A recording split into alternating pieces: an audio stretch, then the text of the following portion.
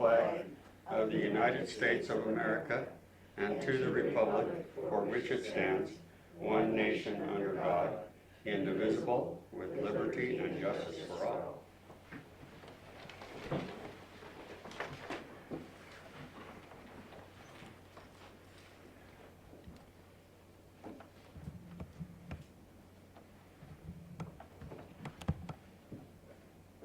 Morning, everyone. Welcome to the May 1st Broadwater County Commissioners meeting. March.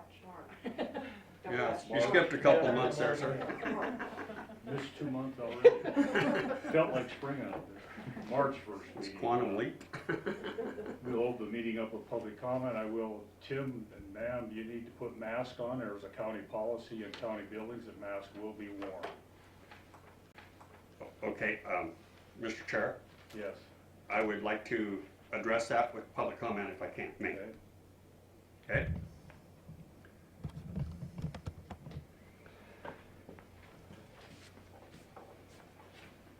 Mr. Chairman, members of the commission, Tim Ravendall. As normal, I wear two hats. One is a citizen of Broadwater County taxpayer. The other is as a journalist for conservative news from Montana. And I am here this morning to ask you a couple of questions in relation to your policy here. It is not on the agenda, so we are in proper order here to bring this up as you stated. Mr. Chairman and members of the commission, just this morning is when I first received a copy of your policy. It was written up on February 16th, according to this document, 2021. And if I look back at what we had going on, the minutes for the 22nd meeting of February was where Commissioner Folkford moved to approve the mask use policy for the courthouse and the county buildings. The motion was seconded by Commissioner Randolph and carried. So those minutes, as of my discussions with our county attorney, Corey Swanson, at about 4 o'clock Friday afternoon, is those minutes have not yet been adopted and or approved. But here's the point. On that particular aspect, the decision of the county to mandate masks within county buildings and as the policy states. What we have here is a situation where this was brought up back almost a year ago now, where we do not have a legal foundation for a mask mandate in Broadwater County. And I say that because just most recently, our county attorney has restated the fact that the sheriff nor the county attorney has a foundation of law to enforce masks within Broadwater County. Now, the county buildings are owned by we the people. They are public. They are not provisions of trespass laws under private property. So therefore, I will just say, for most certainly, this policy is really not legally founded. And at your last health board meeting, I specifically asked for a written legal foundation for adopting this policy. I gave a card to our county attorney.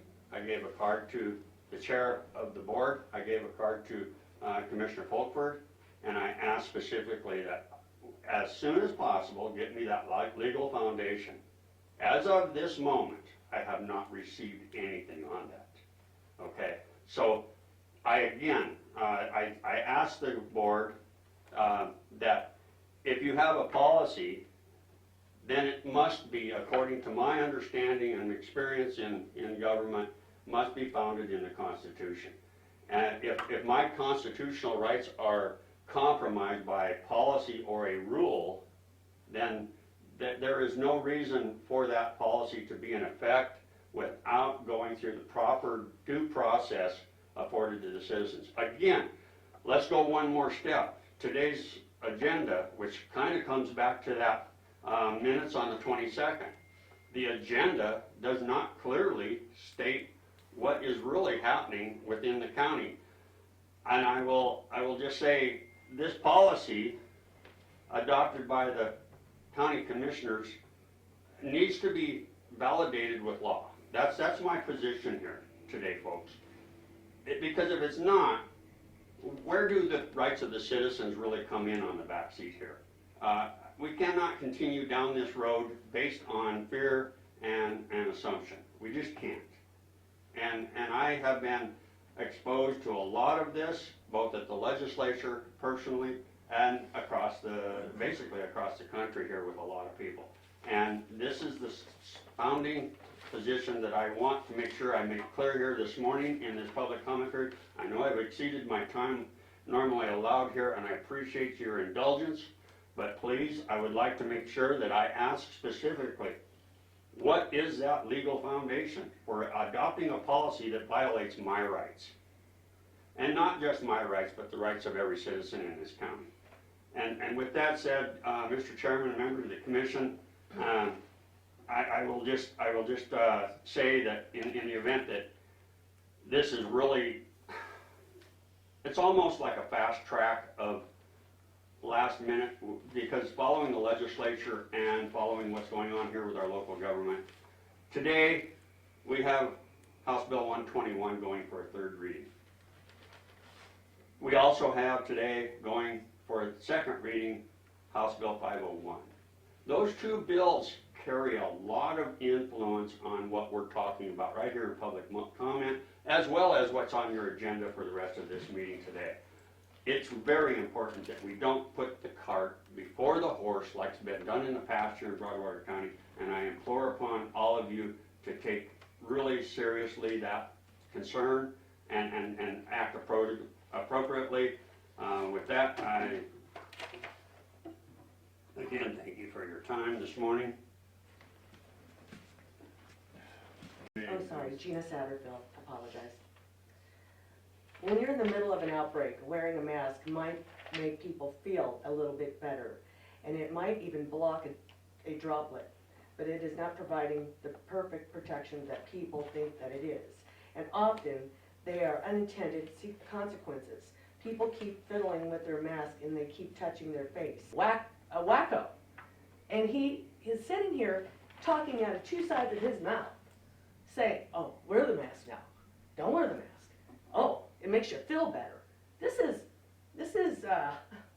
mental.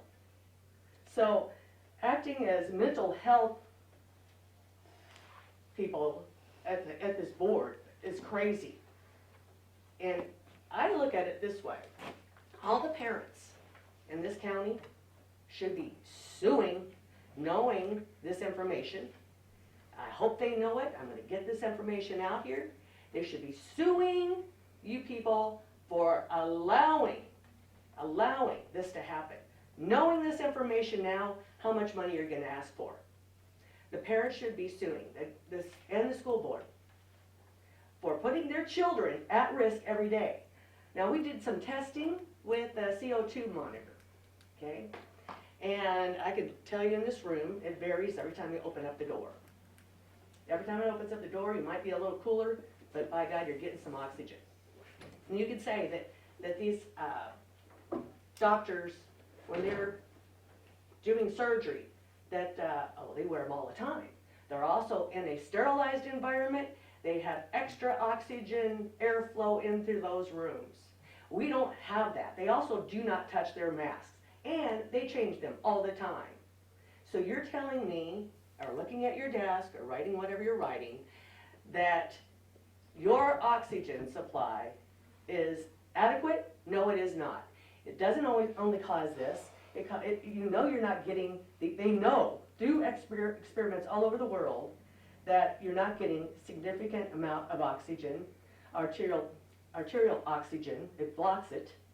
So you're causing major health issues, not just pneumonia, but whether your kidneys can take care of this, whether your heart can handle it, your lungs are definitely not going to be able to handle it. What other symptoms, what other problems? Mental, you've seen a suicide rate go up with these kids?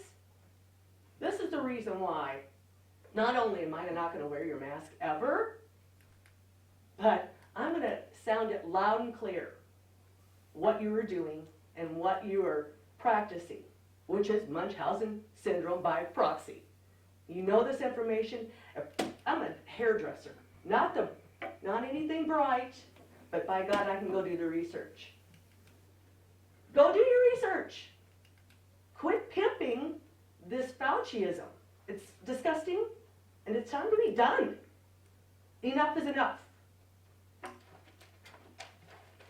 And before you ask for any more money today for grants, we're watching you.